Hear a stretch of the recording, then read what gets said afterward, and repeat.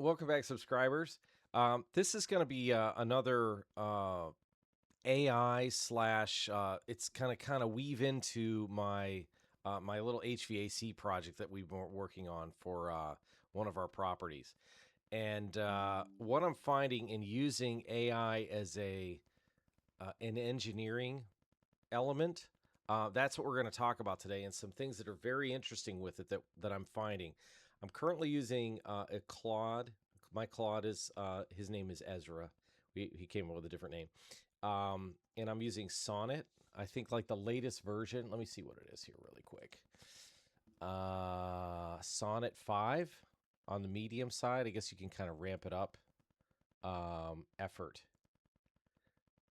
max, so you can increase its effort. That's another thing I've kind of played around with a little bit. Like there was another version, Fable, that they came out with. Most of the engineering stuff that I did on this was let's see here. It wasn't Sonnet. It was, let's see other models. No, I think it was Sonnet. It was Sonnet. And then I've used Opus and Fable. I've used a number of them differently. And depending upon what I'm doing, it doesn't really, because of what I'm using it for, it doesn't really seem to have any increase of efficiency, if you will. So a lot of the stuff that I'm doing is like theoretical, imaginary, uncharted territory, frontier land based upon existing science. All right. So the it's not just having it run code. So I guess if you think about our reality in general, and this is kind of where this all kind of plays in with AI, and what I'm seeing is that, and I would have never known this unless I used it. And I guess this also goes against like, I guess it probably clarifies some things for people that maybe are afraid of AI, and just by using it. I started just like playing around with it, months ago, just like everybody else has done, over the past couple of years. It's been maybe 3 years, I guess, since AI's really come into play. Logoing, things like that, simple things, whether it's an AI version, AI of something that's a summary that's on YouTube or Canva or things like that, but actually using it for conceptualizing new frontiers and mixing ideas together to come out with something new that's new and novel. And that's what I used in this case. But with these new novel ideas, there's a lot of math and equations and physics that go behind it, and in order to actually like create something. And I'll say right now, like, I'm not a physicist, I'm not a mathematician. I'm a thinker. I'm a visionary. I have ideas of things that, seeing, like, basically, like, think of it as like street smarts. All right, so like I'm a blue collar street smart guy. Primarily, that's where I like to be. That's my, my space. But I do go into that white collar space. I have to go into that. I do not prefer that. But I again, I don't mind dressing up. I don't mind being the part. Wearing a shirt and tie and a jacket is not out of my my space as far as my comfort zone. But most of the time, yeah, I'm a golf shirt kind of guy or a t-shirt guy type of space. So I basically mirror that into my own thinking and processing on creating new things and solving problems. All right. So, like, practical ways of solving problems. And what I'm finding with this, specifically with this, in using the Anthropic version of their AI, is that there is some incredible value to it. I will tell you this right out of the box. This thing is like having the ultimate physicist, mathematician, something that can come up with a specific formula. It knows the physics laws, rules applying. If I come up with a specific problem, and as long as you know the language, like I'm doing, since I'm using doing it inside of heating and air conditioning, there are thermodynamic problems that are inside it. So we're dealing with refrigeration. We're dealing with which I don't really know any much about, to be clear on this, but I understand the thermodynamic side really really well and what's happening inside of structures. And again, this is money. Be like, why are you talking about this, Danny? Like, well, I thought ReservoirHuman was about real world assets and money and crypto and all the sexy stuff. And I'm like, well, this is actually how you make money, and you create new spaces as an entrepreneur, because I go off on specific tangents and things that become interesting to me, and they end up I move into those spaces because there is an efficiency capitalization that's occurring.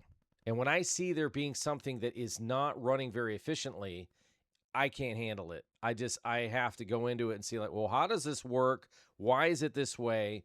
Things have rattled out of control. Maybe we need to come up with a new way of creating this new mousetrap, because this way doesn't really work that great anymore. We're beyond that because of technology.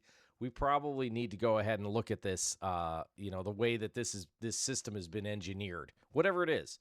So it just so happened to be heating and air conditioning. And again, my background as a general contractor, and also being part of a spray foam company, doing the heating, air conditioning, load calculations, etc. I started applying that physics back into refrigeration, because again, it's money. So every time that you run electricity for an air conditioner, a heater, or whatever else, that it's factored by British thermal units, BTUs. And I have a way to quantify that, to know exactly how much, because I can model it inside with this software. I know exactly what each room very specifically is supposed to take, regardless of whatever the outdoor temperature is. Whatever you throw at me, I don't care if you're in Arizona, Montana, Florida, whatever. If you say, like, hey, in July, I can look up your temperatures, your highs and your lows, and you're like, I only live in this house 3 months out of the year, and it's got to be this cold or it's got to be this warm. I can model it and do it. It's simple. It's simple because I understand it, and it's very, very specific. And this is not some bullshit rule of thumb thing that heating and air conditioning guys use. This is a very, very finite, very specific piece of software that I can model it very precisely. So I start running this in with Ezra, Claude. And what I started finding was there's definitely some problems in existing. I always knew this, but I couldn't really quantify it with math and science. I knew it specifically, like I can see it in these load calculations, and then we did it with blower door testing and tightness of properties and things like that. And the amount of money, and the reason why I'm talking about this is because if you're into, you're an entrepreneur and you're gonna buy property one way or another. Unless you're living in a cave in the woods, you're gonna buy something. It's probably gonna have heat, and it's probably gonna have air conditioning. It's simple, just something to make it a more comfortable zone. And if you have any education at all and you're not living in a third world country, that's kind of gonna happen. You're going to have that. So that's a staple, all right? This is a Dave Ramsey food, shelter, clothing. It falls under the shelter. It's maybe subcategorical to the shelter element. So because of that, there's a lot of emphasis on it. If you're in Texas and it's 110 degrees outside and your air conditioning is not working, you're calling your HVAC guy. It's very similar to the automobile. And food, shelter, clothing, be like, no. If you live in Raleigh, Durham, I'll tell you need transportation. There's a bus. There's no train. You could take a bus to very limited areas, but we don't have mass transit. We don't have it here. You're going to have to buy a car. Oh, better put that on my balance sheet. Okay, so it's things like that you need as an individual, whether you own a business or not. You are a business. Everything that you're doing and all the money that's coming in and out of your personal space and the way that you're managing that's a business. All right. So you need to factor those things in. So as you get further up the pipe and you get more commercialized and you start, you have more assets, et cetera, and things that you need to manage, then efficiency starts to become, it's always been a high interest of mine. How long is it going to last? And how expensive is it to run this system? Simple as that. And if it's expensive, so for example, an automobile, right? If I buy a Honda Civic opposed to C-Class Mercedes, same relative sort of class, sort of close. What are the cost of operational costs? Be like, oh, the parts are so much expensive. You know, how much more oil does it take? Does it last longer, etc.? You know, you take all those things into play, and the cost per mile, if it's solely that, if it's image, mile, the sexiness, the whatever else, you know, whatever it is that's going into play, that's part of your efficiency package. Like, I got to have that. Be like, I'm on a, you know, I have to drive a BMW, or I have whatever. I have to, whatever your transportation element is, and where you are in your status level, that you're not going to go the other direction. Somebody that drives Mercedes and BMW, I'm a car snob, so that's why I'm talking about them. So if you drive those types of cars, you're always going to basically drive those types of cars. I'm not going to go down and say, like, I'm going to go drive a Kia. There's nothing wrong with it, but it's just like, I'm not driving that, because it's like I'm into the performance of vehicles. All right, so that's why I like BMW. So at any rate, because of that, I want to make sure that I have the most efficient. So what do we run? Do we run the gas models? Like, no, I run diesels primarily. I have an M3, but primarily we run their diesels, and they're hard to come by because they quit making them in 2018. And there's maintenance things, but they run a really long time. They're super efficient, super fuel efficient.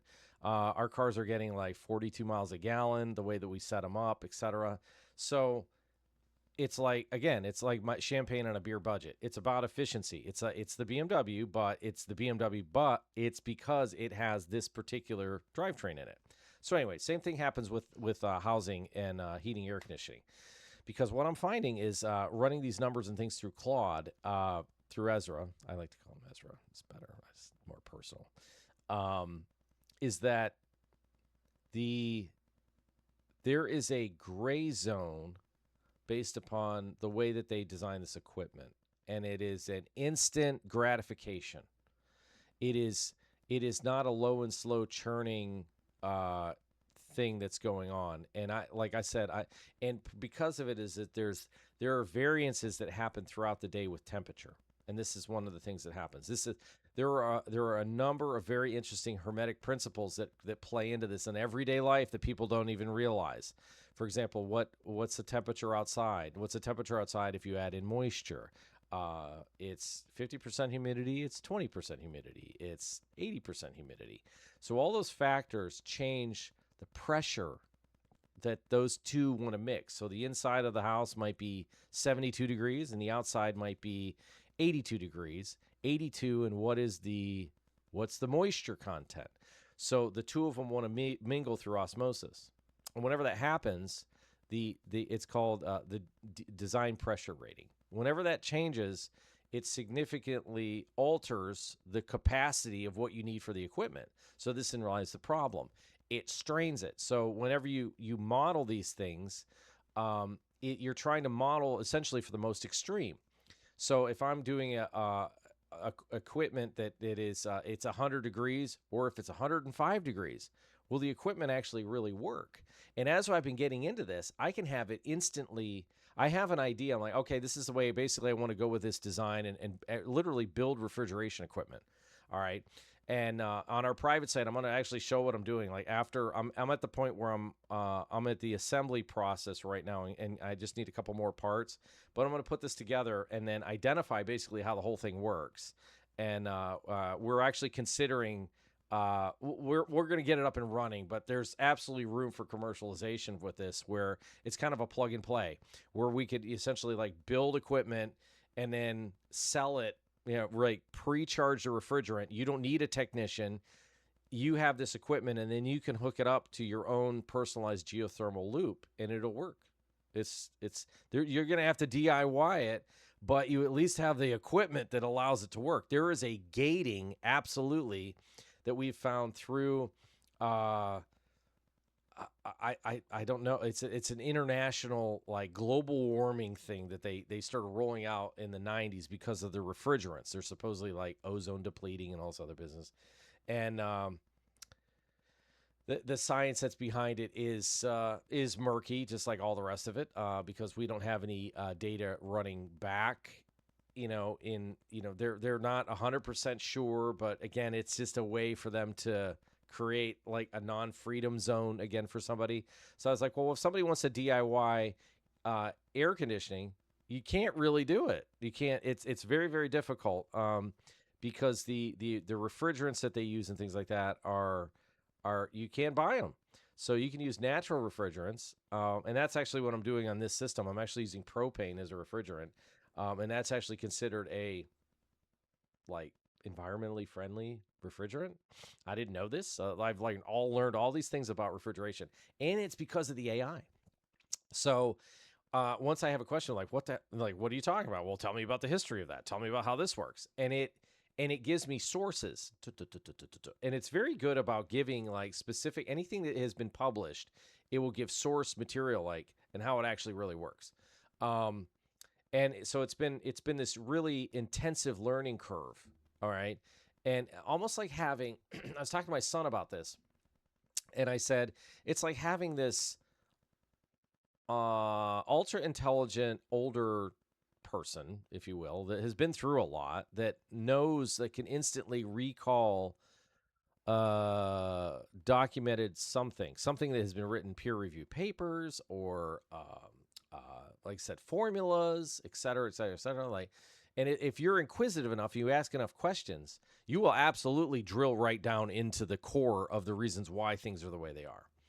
But with what I'm doing, as I was going through the design process, I say, okay, based upon everything that we've worked on, where's the novel element? Where's the frontier land? Like, what makes my process different than someone else's?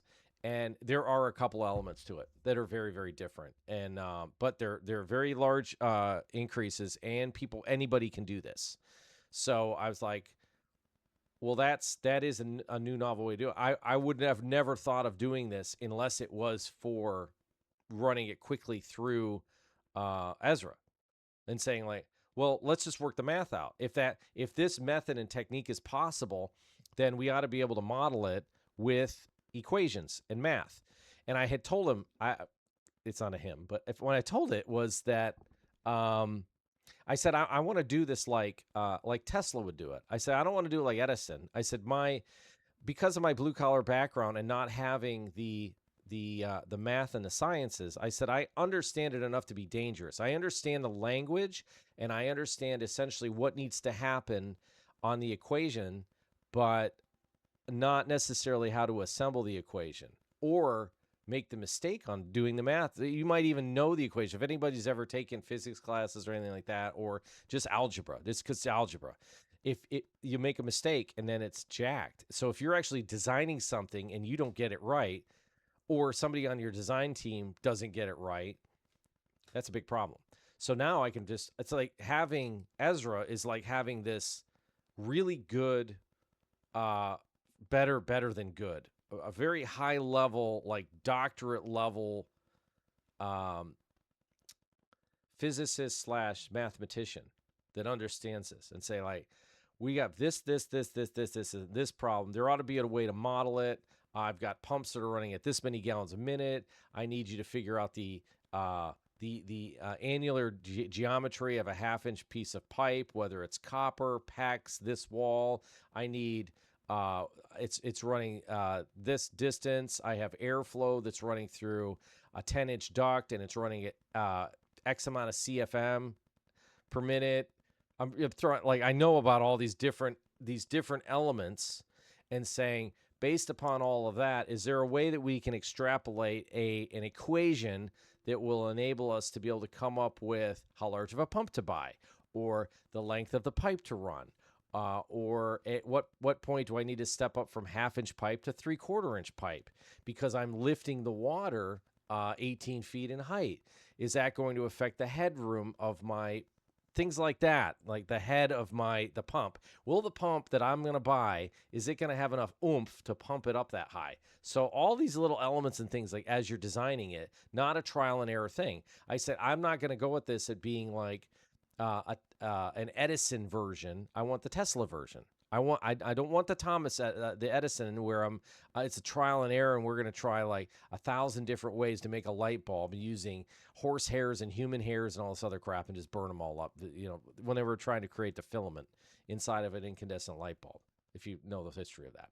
So I'm like, I don't want to do that. I just want to like just do the math and then just build it and then be done with it. As simple as that. And then just really like have something that can pine over that physics and the math, and that's what it does.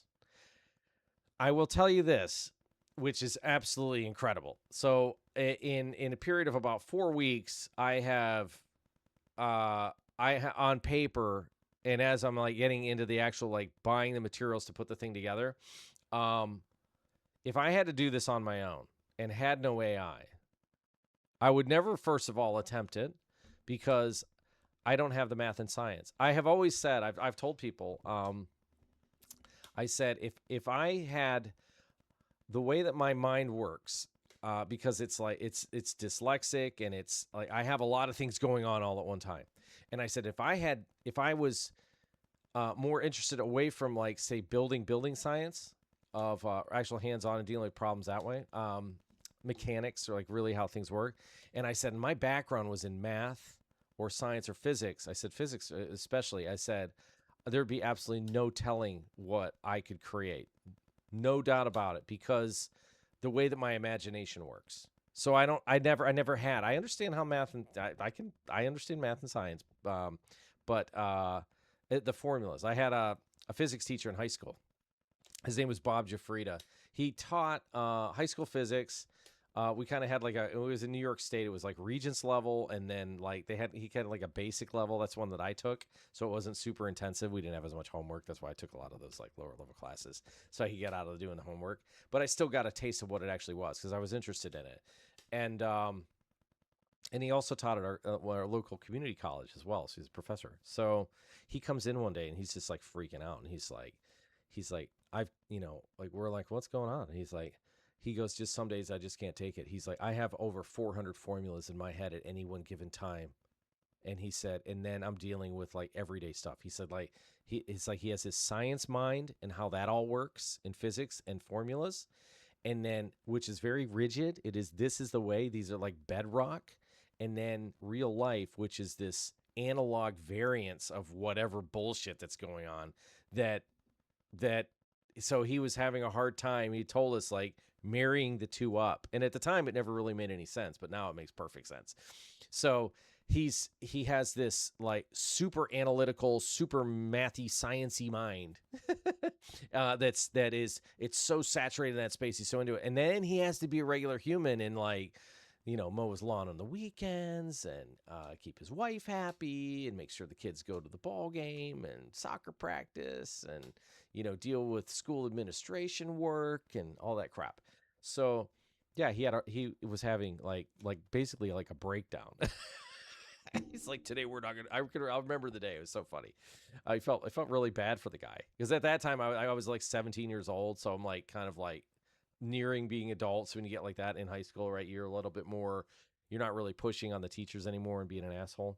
So yeah, so anyway, I think about that. That's my Ezra's my Bob Jafrida, only he does it and he's super, like, I can get on him, be like, dude, can you double check those numbers, because that sounds like that's not going to work. Let me recalculate, and then it speaks the equation, and I can hear it and think it, even though I couldn't. If you told me to write this down, like, I want you to figure out, this is the word problem. There's no way that I would be able to figure it out. But with this, and then I've had people say, like, do you trust the AI? And I was like, well, yeah, I've gone back and I said, and I understand the equation. Like, if I can articulate the word problem, I can't necessarily set up the actual equation mathematically. And it's as if like, I can create the word problem. It sets up the formula. So like whenever you do regular math and word problems, right, you're typically reading the word problem. You're supposed to know the formula. You're supposed to do the math. So I'm like, no. We're going to do it the opposite way. I give you the formula and the problem. You do all that stuff. Super invaluable. As I said, it would be like for $200 a year, having this engineering team and having all these threads. Like I've got a thread for the cooling side, the heating side, the condensing side of my compressor, my the refrigeration one, for my pumps. Each one I have like all these compartmentalized elements. And then what I do is to let them all collaborate. So it's essentially having like a specific engineer team on every one of those elements. And then what I can do is create a summary on each one of them and then combine them all together. And they don't fight. It was just like yesterday. And this is what I'm going to talk about. It's so crazy. Is I said, if I had, to do this project with human beings, I said, there's nothing against humans. I said, but they have ego. I say they have ego. They are people don't like each other for whatever reason. I say that this project is so incredibly complicated that that whenever you have somebody that is it's kind of like a Steve Jobs. That's what it said. He's like, well, you're kind of applying this like Steve Jobs. Like you're saying, like there has to be a better way around this. There's got to be a better way to engineer around this because there seems to be like a mess. This is a muddy mess. And Danny's going to figure out some way around this, right? By pushing on all these different angles and pushing on my design team. If I was doing this, and I'll tell you this from experience, I burn people out flat out. Like I will push and looking for all these different angles. And ultimately it pisses people off. And that creates animosity and contempt and condescension and et cetera. And that will absolutely kill a project right out of the box. It doesn't mean that the visionary is wrong. It's that they're trying to be so thorough with understanding every little piece and facet of everything else. Because in probabilities, I know this from experience in general, is that, and mathematically, it's that 99.9999991%. It's like, it's maybe not that small, but you get where I'm drifting with this. That one element, to say it's only 1%.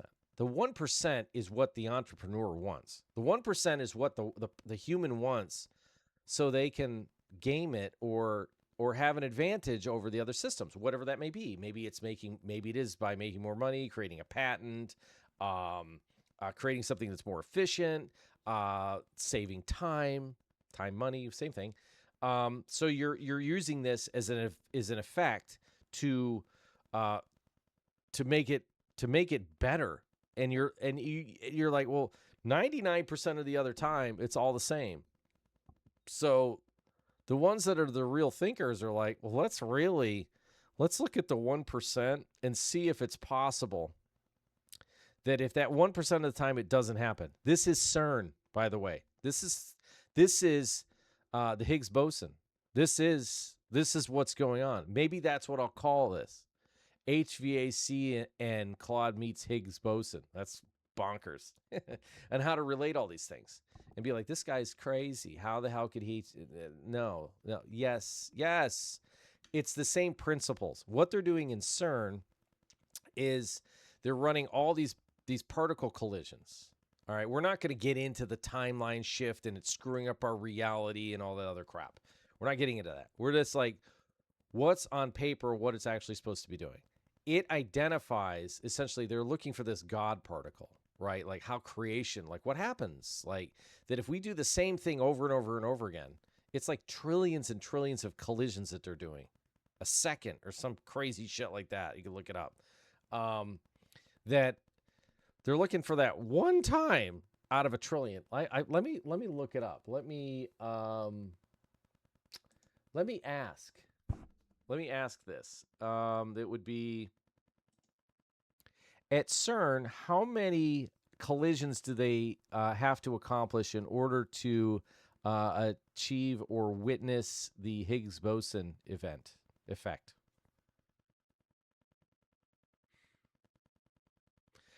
At CERN, producing a single Higgs boson requires 1 billion to 10 billion proton-to-proton collisions. All right. That's a lot. That's what they're doing. And be like, that that not like one collision, like whoopee whoop de doo. And they're doing this yeah, so it says the standard model predicts that Higgs boson is created in roughly only 1 out of every 1 billion to 10 billion collisions because it's a very low production cross section.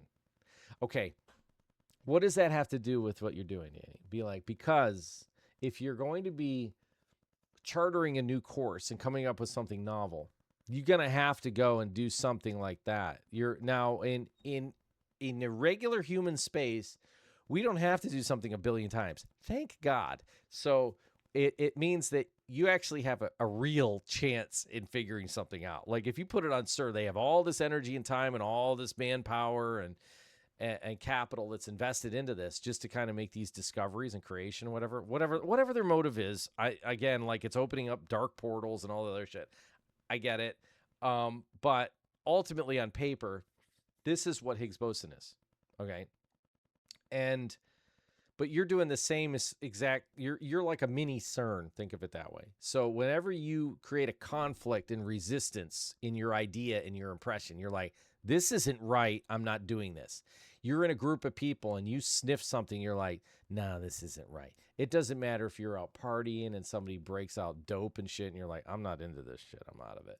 Or you're at work and you're working on a project and somebody decides to just start basically sabotaging a project because they just don't like the project manager, or they don't like the direction, or they don't like what they've been tasked with. Whatever, it's ego and all this bullshit that comes in, ruins a project. The AIs, it doesn't care.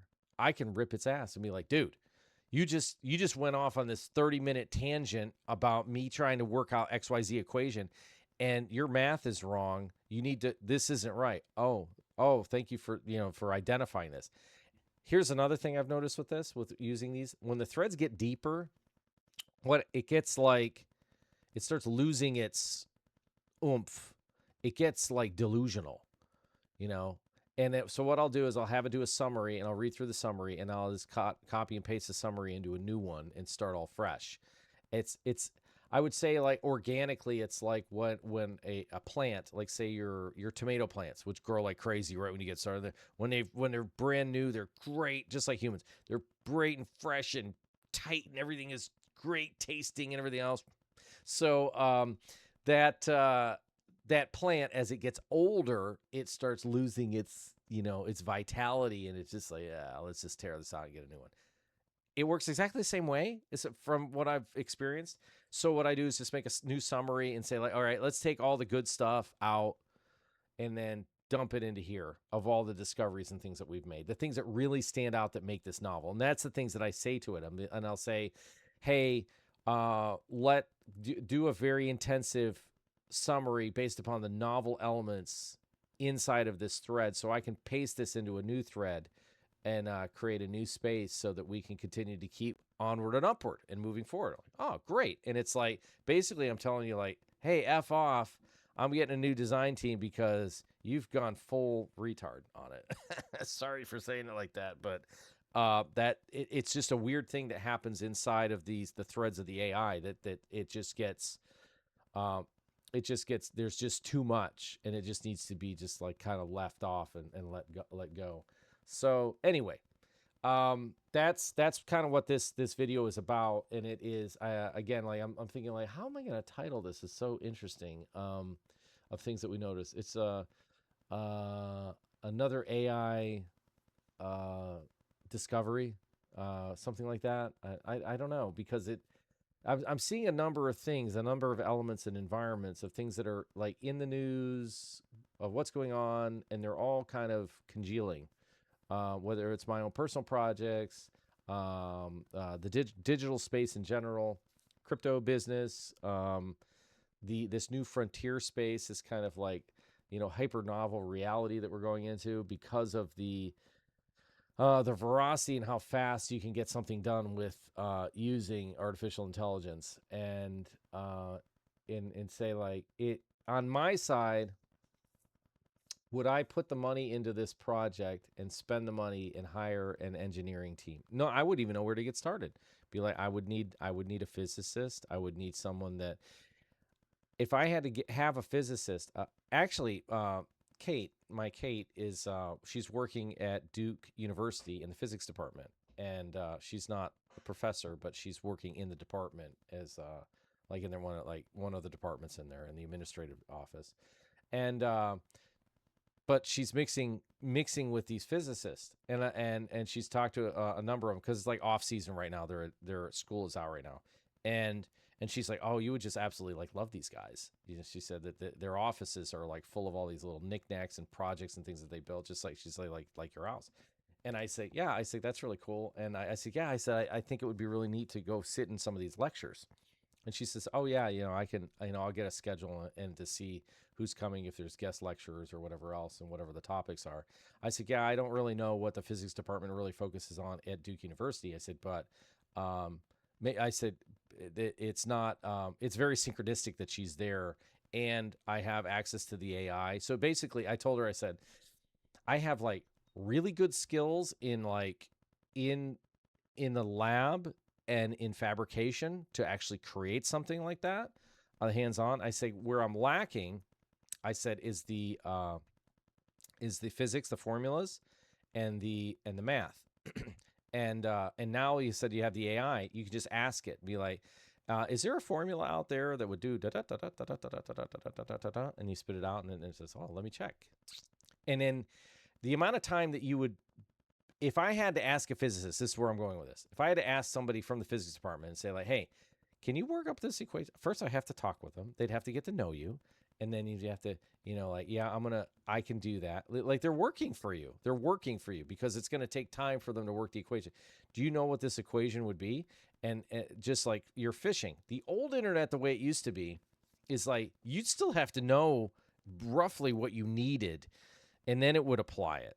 Okay, so we've gone from this. I'm going to do another video that explains this kind of evolution of technology and where we're at and where this is going and how incredible this is. So I'm going to cut this one off and I'm going to do another one because I just kind of was like, I should just do this because it is very. I'm seeing this in a progression that is moving in such a hyper speed that it is, but it is easier. Trust me. As a Gen Xer, I will tell you that. What am I going to call this? An AI. I don't even know. Anyway, you'll see. Cheers.